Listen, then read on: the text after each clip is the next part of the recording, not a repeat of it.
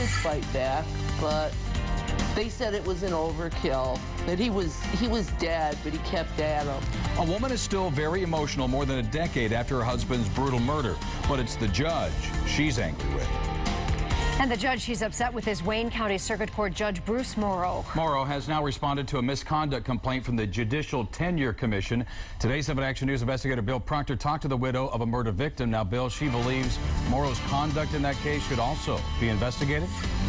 That is exactly right. Her name is Christine Scandarito. Her husband Richard was murdered more than a decade ago. Now, his body was found here, as we see in the video that's about to come up, after his van was discovered along I-94. Now, Richard worked as a circulation manager for the Detroit Free Press back then. He was robbed, stabbed multiple times, and beaten to death. His wife, Christine, remembers her emotional testimony and the brutality of her husband's murder.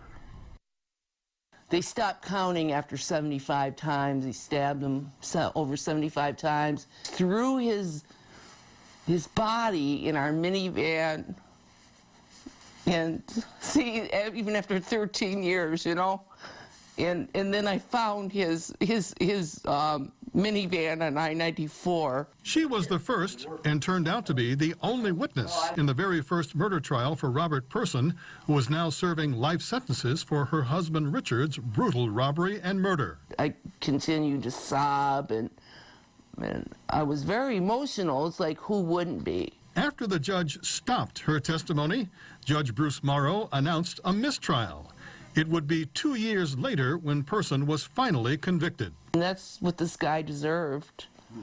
But it's like we had to go through hell to get there.